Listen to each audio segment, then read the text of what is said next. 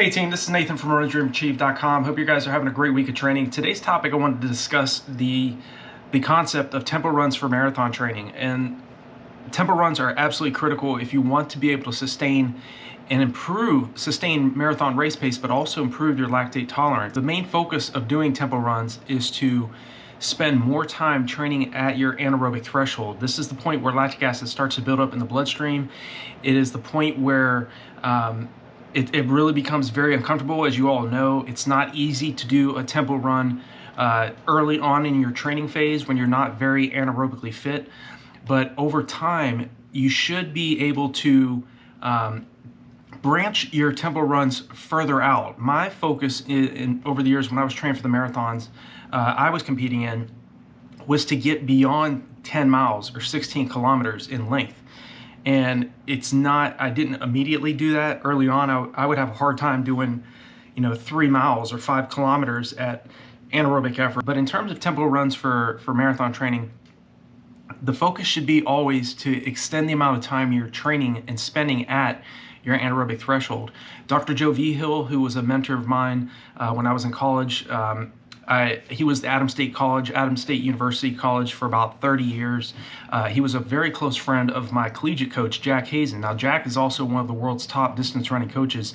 And all of our training philosophy when I was at Malone, and even all the time I spent during my collegiate years into my professional running career revolved around the philosophy of improving improving lactate tolerance, improving the VO2 max, your maximum oxygen uptake. It's the point where you're building up so much lactic acid that you can't clear it faster than it's building up. So doing longer tempo runs is key to running a great marathon.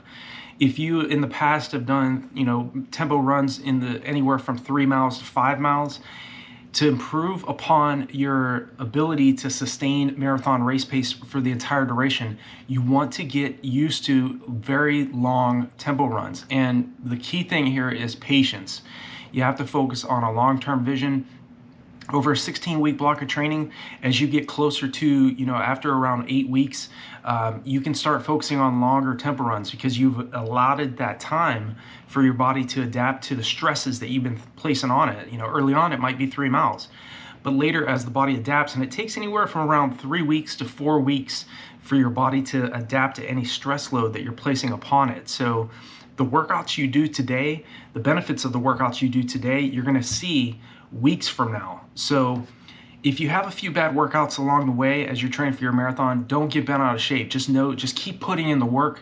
You're going to have some ebbs and flows in training, as you all know, but the tempo run is key because, again, you're spending a longer period of time in being uncomfortable, and you have to get comfortable being uncomfortable. Early on, it's going to hurt for anybody, no matter if they're a world-class athlete or they're a total beginner, because the body just simply has not adapted to the stresses that you're placing on it. So early on, 3 to 4 miles is the focus, at least in the training plans and the running courses I teach on RunDreamAchieve.com. We focus on periodization. We focus on a specific intensity for a certain amount of time, usually around 3 to 4 weeks, and before we move on to the next intensity. And in this case, we focus on extending the amount of time spent at the anaerobic threshold. So again, the key thing is to improve your lactate tolerance, improve your body's ability to clear lactic acid faster than it's building up so you can sustain pace for a longer period of time. And that is the key. That's why the best middle to long distance runners make it look so easy, because one, they have stressed their body sufficiently and for a long enough period of time, training at the VO2 max effort, where you're running at your maximum effort on the track or on the roads, but they've also spent a large portion of their time training at the anaerobic threshold point.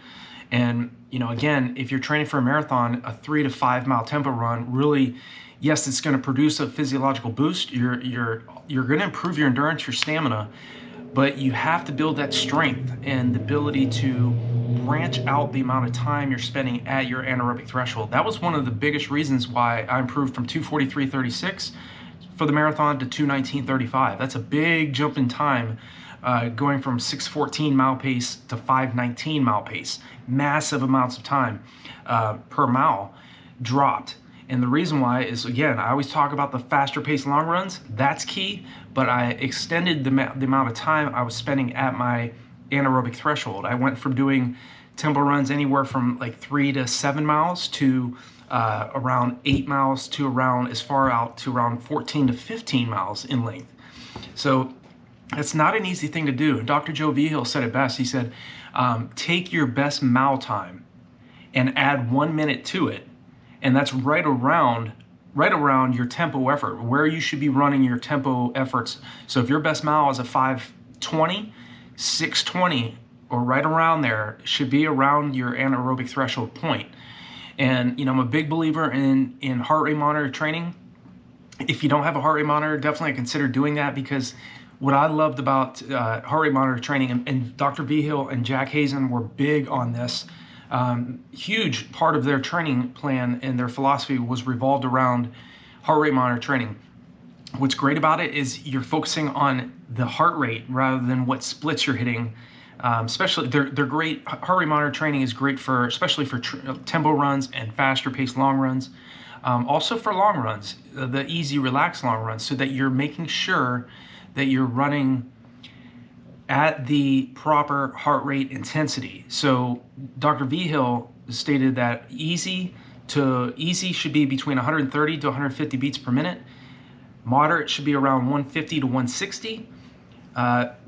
Anaerobic threshold should be right around 165 to 172. And again, this is going to vary also on your age too. A way to get an indication of what your maximum heart rate is to subtract your age from 220. And again, that's just a guesstimate, but it gives you an idea of some of where you need to work off of. Your anaerobic threshold is right around 88 to 90% of your maximum heart rate. So very high quality running. So I hope this video on tempo runs for marathon training gives you a better indication of some of the things you really need to be thinking about. Again, if you want to run a fast marathon, you have to extend the amount of time you're spending at your anaerobic threshold. 3 to 5 miles is great for a miler to a 10K athlete, but for a marathoner, you have to learn to extend the amount of time you're spending at your AT pace. And again, improving your body's lactate tolerance is key, because you want to slow down less than your competition, and you want to be able to burn fat at race pace. And to do that, you have to run at faster efforts for a longer period of time. And it's not an easy process. I fully understand that. But if you have the patience and the discipline, the dedication, and you have the long-term vision, you have that belief in delayed gratification, then you're going to succeed at the marathon distance or any distance. But you have to improve your lactate tolerance, and you cannot improve that by running easy, long, and slow. You'll improve your endurance, you'll burn fat, but to improve lactate tolerance and to improve your VO2 max effort, your VO2 max, you have to work on your speed development and improving the amount of time over a long period of time, preferably 16 weeks block of training, to improve upon your lactate tolerance.